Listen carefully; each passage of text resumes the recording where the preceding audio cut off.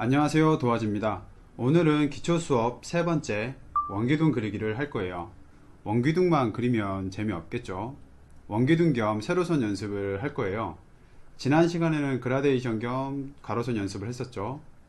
제가 이렇게 수업을 하는 이유는 가로, 세로, 대각선들을 따로 연습하고 그러고 나서 기초도형들을 하나씩 또 그리고 이러다 보면 내가 그리고 싶은 그림을 그리기도 전에 기초 연습만 너무 오랫동안 하게 되겠죠. 반복적인 연습으로 팔도 아프고 기초 수업이 너무 길어지다 보면 전에 했던 것들을 잊을 수도 있고 그림 자체에 흥미를 잃을 수도 있어요. 그래서 꼭 필요한 것들만 수업을 하는 것입니다. 그렇다고 해서 해야 하는 걸 안 하거나 대충대충 넘어가지는 않으니까 안심하셔도 됩니다. 자, 그럼 원기둥 겸 세로선 연습을 시작할게요. 일단 원기둥의 빛 설명을 먼저 시작할게요. 이렇게 생긴 걸 원기둥이라고 하죠. 일단은 도형에서 빛을 설명하기 전에 빛을 먼저 설정을 먼저 해야 돼요. 좌측 상단에서 빛이 오는 걸로 설정을 할게요. 네, 이쪽에서 빛이 올 거예요. 좌측 상단.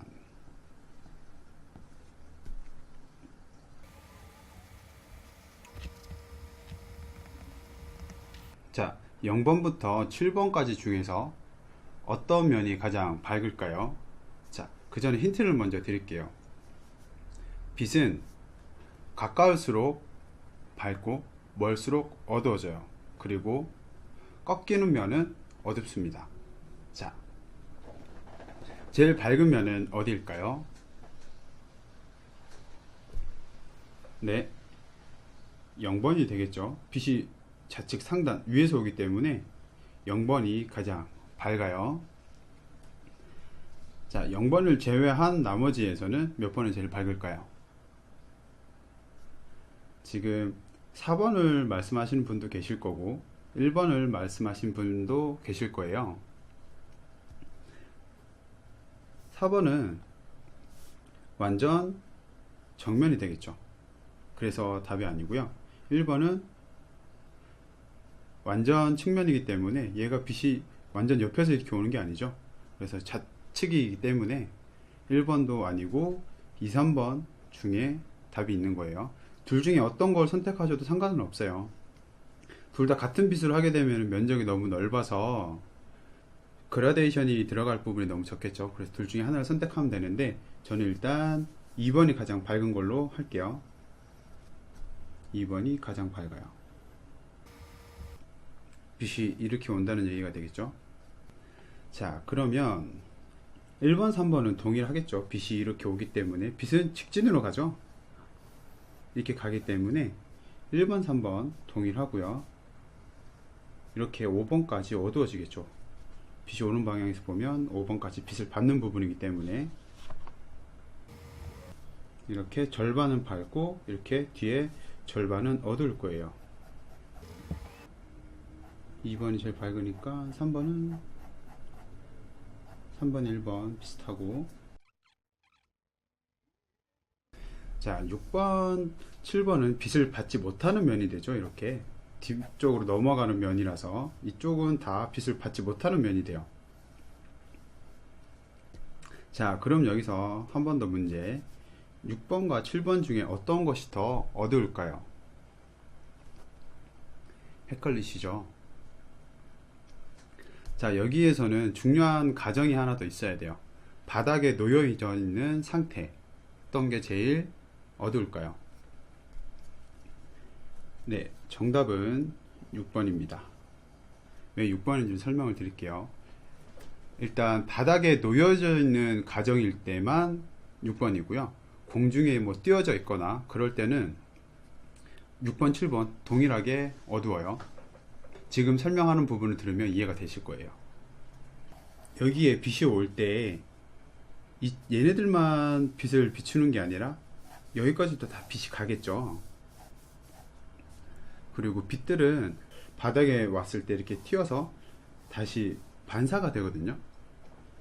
그래서 그 빛을 사람들은 반사광이라고 부릅니다. 이 앞쪽은 반사광이 없냐? 있어요. 있지만 메인에서 오는 빛들이 너무 강하기 때문에 반사광 영향이 거의 없는 거고요.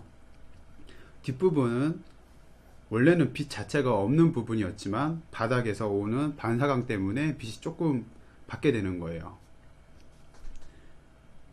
6번, 7번 중에서 왜 6번이 더 어둡게 되냐면 빛이 오는 방향에서 선을 한번 그어 볼게요.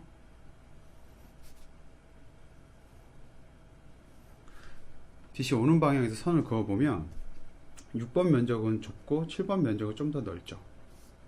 그래서 반사광을 받을 수 있는 면적 자체가 7번 면적이 조금 더 많이 보이기 때문에 7번이 조금 더 반사광의 영향을 받게 돼요. 그래서 조금 더 밝아지는 거고요. 그리고 꺾이는 면이기 때문에 조금 더 어두워지는 것도 있어요.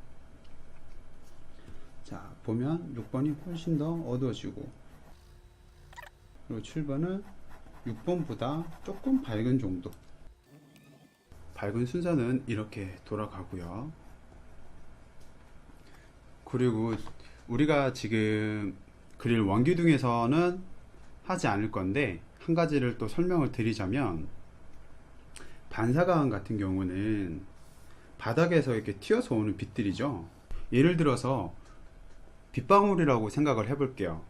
빗방울이 이렇게 떨어진다고 했을 때 바닥에 튀어서 다시 튀어오르는 물방울들이 있겠죠. 아래쪽이 더 많이 묻을까요? 아니면 위쪽이 더 많이 묻을까요? 네, 당연히 아래쪽에 빗물이 더 많이 젖겠죠.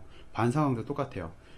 반사돼서 오는 빛이기 때문에 힘이 세지가 않아요. 그래서 바닥은 반사광을 조금 더 받고 윗부분은 반사광을 조금 덜 받게 돼요. 그래서 원래 원기둥을 그렸을 때는 어두운 부분에서 아랫부분보다 윗부분이 조금 더 어두워야 되지만 우리는 지금 세로선 연습을 할 거기 때문에 그 부분은 제외하고 진행을 할게요. 이번에는 원기둥에서 중요한 원의 특징에 대해서도 설명을 해 드릴게요. 세 가지를 할 거예요. 자, 첫 번째 특징.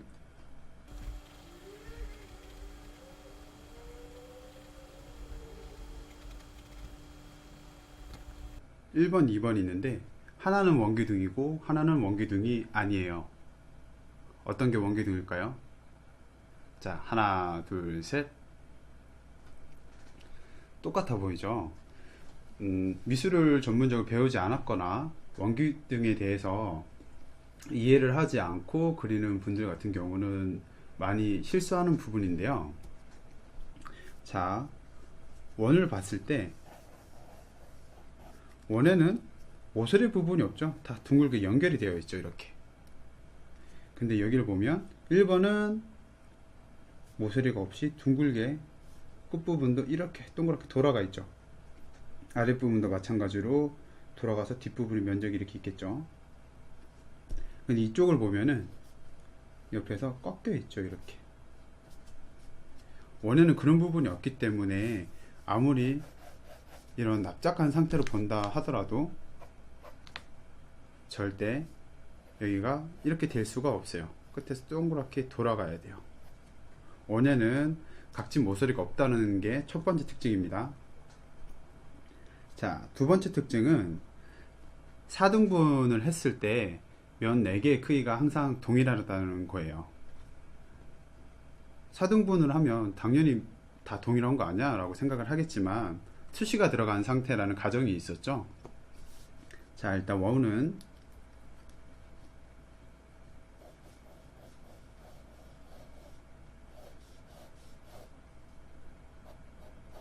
4등분 했을 때 면 4개의 크기가 동일하죠.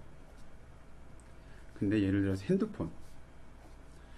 핸드폰을 이런 식으로 각도가 약간 있는 식으로 들고 있는 상태라고 생각을 하시면 돼요.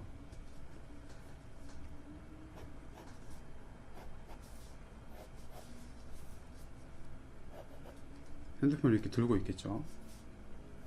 이 면은 4등분 했을 때 면 4개의 크기가 동일하지 않죠. 이건 삼각형이나 육각기둥이나 다 동일해요.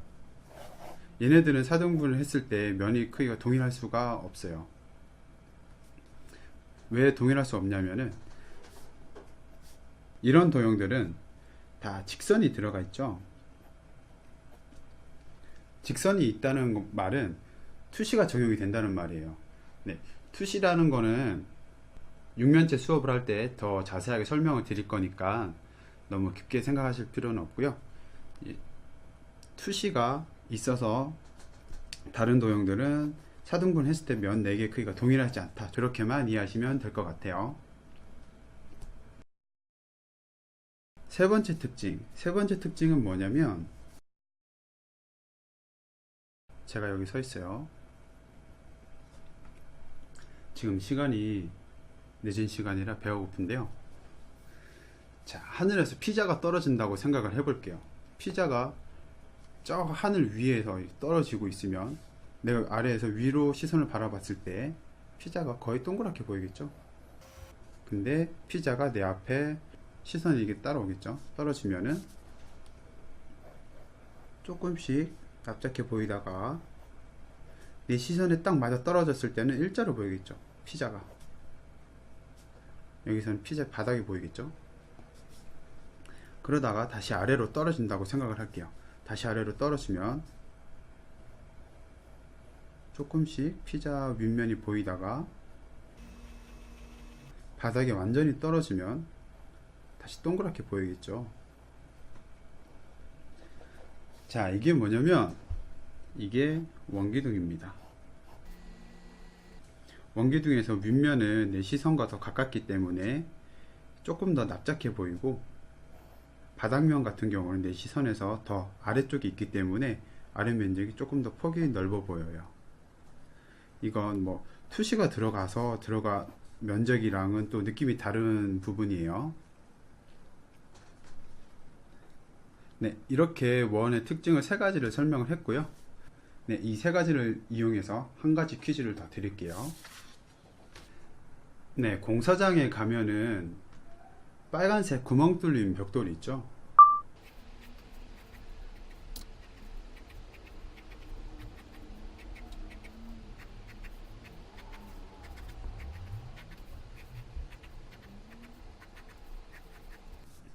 자, 이 벽돌에 구멍 뚫린 모양을 맞추는 퀴즈예요.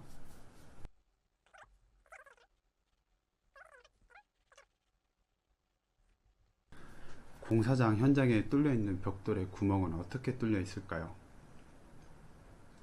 헷갈리시죠? 1번 같은데 그래서 퀴즈를 냈으니까 2번이겠지 라고 생각하시는 분도 많으실 거예요. 네, 정답은 2번입니다. 왜 2번인지 설명을 드릴게요. 이게 이 원이 구멍이 뚫려 있다라고 생각을 하면은 사람들이 오해를 할 수 있어요. 근데 자, 이 구멍에 물을 부었다고 생각을 해볼게요. 물을 붓게 되면 원기둥이 나오겠죠. 물 원기둥. 이쪽 면은 완벽한 원기둥이 되죠.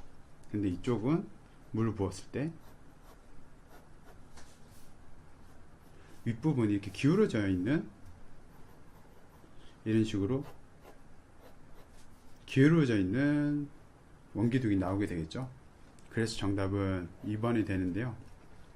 구멍이 뚫려 있다라고 생각을 하면 사람들이 부피가 아니라 면만 생각을 하게 돼요. 그래서 헷갈릴 수 있는데, 아까도 잠깐 말씀드렸듯이 원은 투시랑은 관계가 없어요. 그래서 이 육면체가 어떤 각도로 어떻게 있던 간에, 이런 각도 다 어떤 각도로 있던 간에 육면체랑은 상관없이 원기둥은 항상 동일한 방향으로 있어요. 이거는 절대 까먹으시면 안 됩니다. 이렇게 원의 특징에 대해서도 설명을 했고요. 네, 원기둥을 이제 그려볼게요. 원기둥에서 처음에 윗면에 원을 그릴 때 이런 식으로 동그라미를 연습을 해서 원을 그려서 이렇게 원기둥을 그려도 되는데요. 이렇게 그리게 되면 처음에 이 원을 그리기 위해서 연습하는 시간이 꽤 오래 걸리게 돼요. 세로선이 더 집중을 하기 위해서 이 원을 그리는 거에 대해서 이렇게 집중을 하지 않을 거예요. 그리고 이 이유를 한 가지 더 말씀드리자면, 이 원을 이렇게 그릴 일이 생각보다 그렇게 많지가 않아요. 그렇기 때문에 원리만 알고 있는 상태에서 굳이 이거를 이렇게 그리는 연습을 많이 하지 않으셔도 돼요. 어차피 대부분은 테이블에서 더 많이 그릴 거고, 이젤에서 그린다 하더라도 이런 원을 그리는 연습을 하기 위해서 이 원을 또 하루 종일 이렇게 연습을 해야 이렇게 자유자재로 조금 더 넓은 원, 작은 원들이 그려지기 때문에, 이렇게 힘들게 따로 연습을 하지 않고 좀 더 쉽게 그리는 방법을 설명을 드릴게요.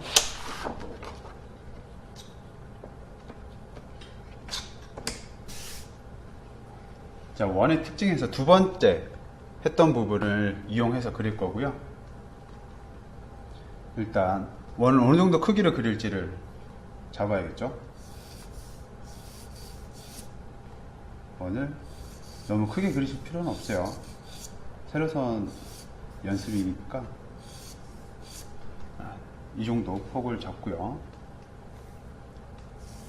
지난 시간에 연습했던 가로선을 그어서 일단 사각형을 만들게요.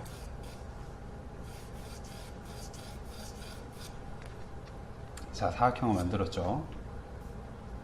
가로선을 하나 더 그릴게요. 간격은 크게 상관없어요. 조금 작게 만들고, 연필 끝과 손끝으로 지금 이 간격의 길이를 재줘요. 재서 윗부분에 체크, 그리고 여기도 똑같이 윗부분 체크. 그래서 이 윗부분은 연결. 그리고 나서 가운데 부분을 또 나누면 똑같은 크기의 사각형이 되겠죠. 가운데 찾는 걸 먼저 설명을 드릴게요. 일단 여기는 가운데가 아니죠. 근데 여기를 가운데라고 생각을 했다고 치고, 연필 끝과 손끝으로 길이를 재세요. 재서 이 손끝이 다시 여기 왔을 때 이 연필 끝이 여기 끝까지 오게 된다면 이거 절반인데 지금 많이 모자르죠. 절반이 아니라는 뜻이 되겠죠. 이런 식으로 한 번에 가운데를 찾는 것보다는 이런 식으로 감을 조금씩 익혀서 가운데를 찾으시는 게 더 좋아요. 그림을 오래 그리다 보면 가운데를 찾거나 이런 감은 조금씩 더 생기기 때문에 처음부터 무리해서 한 번에 딱 맞춰서 그리려고 하실 필요는 전혀 없어요. 그리고 윗면보다는 아랫면이 동그라미가 더 면적이 더 넓어야 된다고 말씀드렸었죠. 이 면보다 더 크게만 그리시면 돼요. 이 정도 그려도 되고, 저는 조금 넓게 그릴게요. 이 전체 크기 정도로. 여기는 사각형을 왜 두 개만 그리냐면, 이 부분 뒷면이 보이지 않고 앞면만 이렇게 살짝 보일 거기 때문에 이렇게 그린 거예요. 자, 여기서 원을 그릴 때 이렇게 그릴 필요 없이, 자, 여기는 이렇게 나가면 안 되겠죠. 모서리가 생기면 안 된다고 했었죠. 위로 올라가고 이 부분은 옆으로 가게 되겠죠. 그래서 부채꼴 그린다 생각하고 하나씩 그려주세요.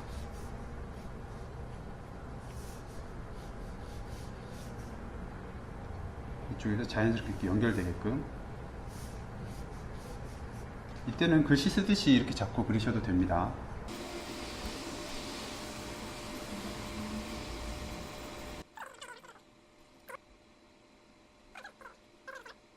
위아래 원들이 이제 다 그려졌죠. 이제 가이드라인은 살짝 지울게요.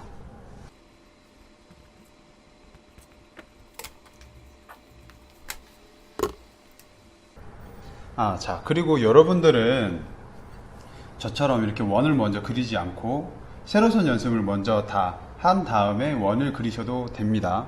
왜 괜찮냐면, 이렇게 원을 다 그려놓고 세로선 연습을 이렇게 하게 되면은 선들이 이렇게 넘어갈까봐 조심해서 안쪽을 이렇게 채우게 돼요. 그러다 보면 선 연습도 잘 안 되고 그라데이션 연습도 잘 안 돼요. 그래서 원은 그라데이션을 다 만들어 놓은 다음에 나중에 그리셔도 괜찮습니다. 아까 1번부터 7번까지 있었죠. 이 부분은 그냥 시계 남겨놓는다고 생각하시면 좋을 것 같아요. 그리고 지난 시간에는 칸칸이 나눠서 했었지만 이번에는 여기부터 여기까지 자연스럽게 그라데이션이 넘어간다고 생각하시면 돼요. 아시겠죠? 일단 어두운 면부터 그릴게요. 선을 긋기 전에 세로선 그리는 걸 설명을 드릴게요. 가로선은 이 상태에서 연필 선이랑 연필이 T자가 되는 상황에서 팔을 일자로 있는 상태에서 이렇게 했었죠. 이렇게 내려놓은 상태에서 여기서는 팔꿈치를 이렇게 딱 들게요. 팔꿈치를 들게 되면 자연스럽게 연필이 세워지죠. 90도로. 이 상태에서 위아래로 움직이시면 세로선이 그려집니다. 이때도 손목이나 팔꿈치는 움직이지 않고 팔 전체가 이렇게 같이 움직여야 됩니다.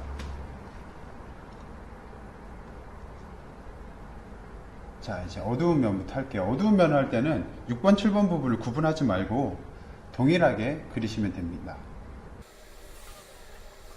그리고 이렇게 넘어가는 거는 크게 신경 쓰지 마세요. 지금 원도 중요하지 않고 명암도 물론 중요하긴 하지만 세로선 연습이라는 것이 더 중요합니다.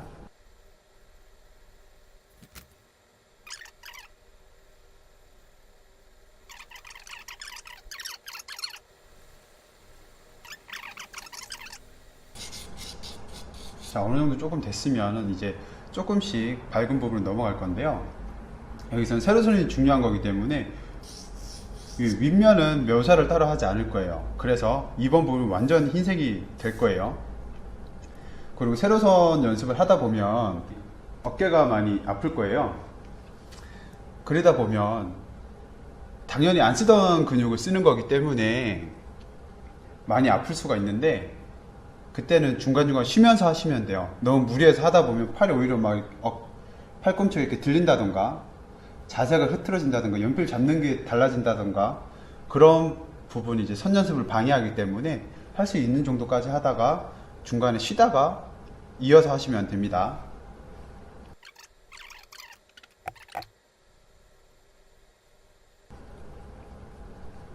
쭉 갈수록 밝아지니까 연필 조금 더 멀리 잡으면은 밝은 면이 더 잘 나오겠죠.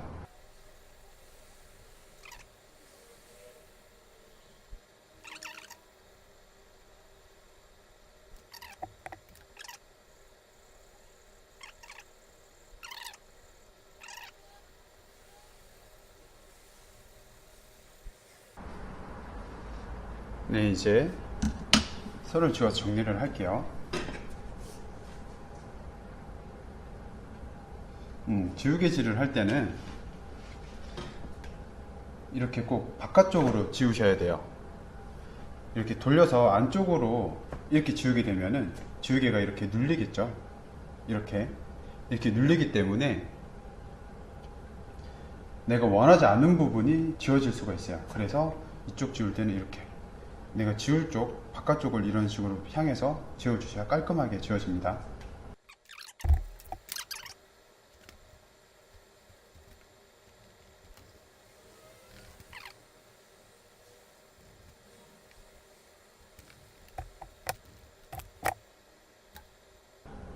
자, 원래대로는 반사광 때문에 아랫부분이 조금 더 밝아야 되지만 얘는 세로선 연습이기 때문에 그 부분은 제외했다고 아까 미리 말씀드렸습니다.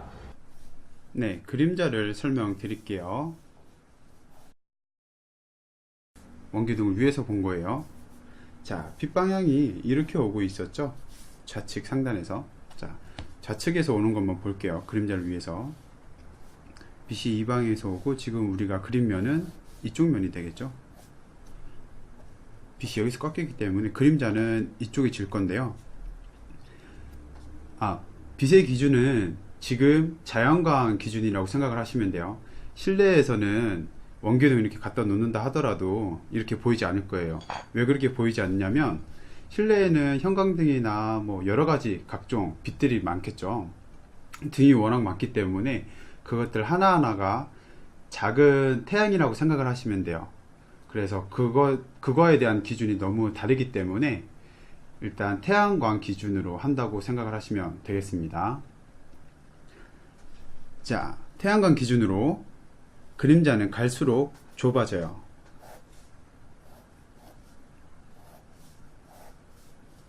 갈수록 좁아지고 피사체에서 거리가 멀어질수록 조금씩 연해지고 흐려진다라고 생각을 하시면 돼요. 이렇게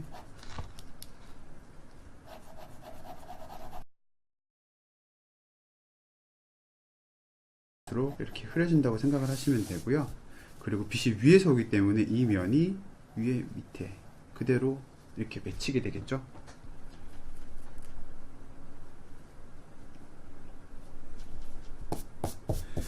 이게 원기둥의 그림자를 위에서 본 모습이고요. 이쪽 면도 똑같이 적용을 하면 돼요.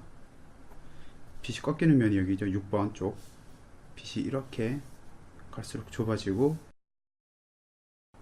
빛이 오기 때문에 이 원이 그대로 밑에 이렇게 맺힌다고 생각을 하시면 돼요. 근데 여기서 사람들이 많이 실수하시는 부분이 어떤 부분이냐면 이 명암을 그릴 때 이렇게 세워서 그리시는 분들이 있어요. 이건 아주 틀린 거라고 생각을 하시면 돼요. 여기서부터 지나다가 흐려지게 되면은 여기 명암을 이렇게 그린 거랑 똑같아요. 아주 어색하죠. 이 부분을 그릴 때도 빛이 오는 방향대로 이렇게 빛이 흘러가야 돼요. 저기 지나다가 이 기울기에 맞춰서 지나다가 갈수록 연하게 이렇게 흐려진다라고 생각을 하시면 됩니다. 둥근 원이 이렇게 있다고 했을 때 여기부터 그림자가 들어가겠죠. 그림자 라인을 먼저 이렇게 그려주시고 빛이 위에서 오기 때문에 이 부분이 이렇게 동그랗게 들어가 있다고 생각을 하시면 됩니다. 이건 상상해서 그리는 거기 때문에 그림자가 뭐 조금 더 짧거나 조금 더 길어진다 하더라도 상관은 없어요. 빛의 흐름, 빛의 방향이나 어두운 정도 그런 부분들만 잘 맞춰서 그리시면 됩니다. 이 부분들도 다 직선으로만 딱 그릴 거예요.